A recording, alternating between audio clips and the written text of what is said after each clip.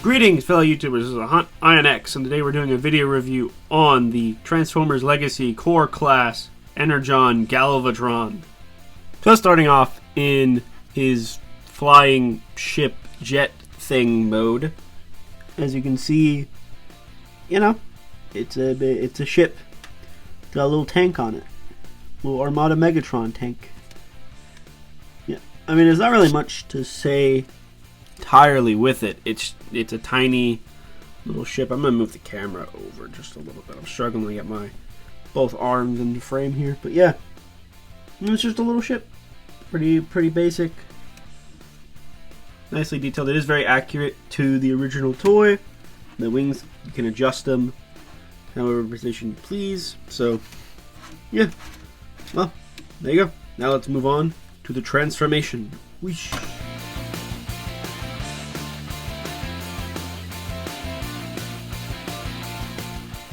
And so here we have Core Class Galvatron in his robot mode.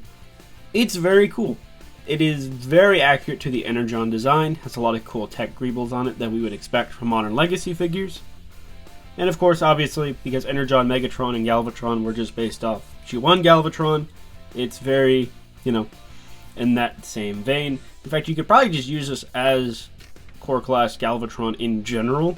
You don't have to specifically have it be Energon Galvatron, because it is Energon Galvatron, but it's close enough to the original. You could kind of just say, oh, it's a variant of Galvatron or something like that, and no one would really question it. But taking a good look at that head sculpt, though, nice little head sculpt, very nice. You got a lot of personality in that little line he has for a mouth. If you angle it just right, it looks like he's smirking. You angle it in some directions, it's just a line, and he's kind of frowning a little bit, One of those nice little head sculpts. The thing is also covered in paint. I think the torso, yeah, you can see it right there, is just gray. So all the purple on him is fully painted, which is really nice. We barely see fully painted Transformers a lot of the time these days. They're all decently well part separated, so this is pretty nice to see, actually. So obviously, as you saw in the transformation, you take off the tank, so you can plug that in to his arm. So now he's got an arm cannon.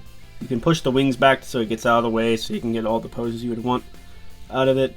You can also spin it around, have it be a sword, because it's got the sword on there. I think you can have him hold it, because that is a blast compatible peg. So yeah, just stick it in his hand and have him hold it.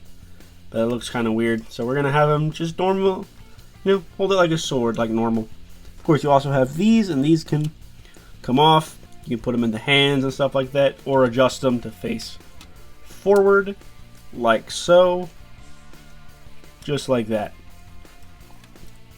So yeah, but for the sake of the articulation, which is what we're gonna cover next, I'm gonna take off all of his accessories, so that way we have a clean slate.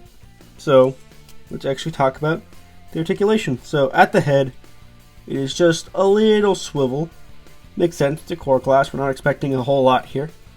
Ball joint at the arm, doesn't get a whole lot out, and that's due to how this whole arm configuration works. I don't think there was a way they could kind of push that back at all or anything like that. So I'm perfectly fine with that. It gets enough range as it is. Obviously it goes forward and back. Ball jointed elbow, so it bends. It's really tight as well, but you do get a swivel in there, which is useful for the transformation.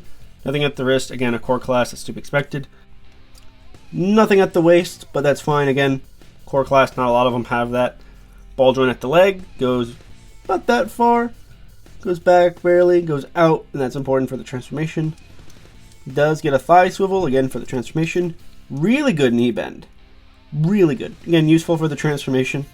And then foot for the transformation, but you can adjust it for various little bits and poses. So, I mean, it's a core class. It's supposed to be simple, but what he can pull off is what you would want Armada, Galvatron, or Megatron, if you buy the regular one, to pull off. So it's not surprising or like groundbreaking or anything. It's just, standard core class Transformers articulation. So if not, maybe a little below average if you're expecting like a waist swivel or something, but for the most part, that's entirely what I and a lot of other people would expect. So, yeah, you can get what you can out of it. So, now let's move on to the size comparisons. For size comparison, here he is next to Core Class Hot Rod and a Standard Deluxe with Cliff Jumper. And for a final size comparison, and I thought this one would be pretty fun, show him next to the Legends Class Cybertron, Megatron, and Galvatron, who are standing very awkwardly because they, they don't stand very well. But, yeah. So, there you guys have it. That was my video review on the Core Class Energon Galvatron. It's a really good core class. I mean, it's a core class, so you're not going to get crazy amounts of stuff to do with it. Like, it's not going to be surprising or blow your mind in any way, but for what it is, it's extremely good.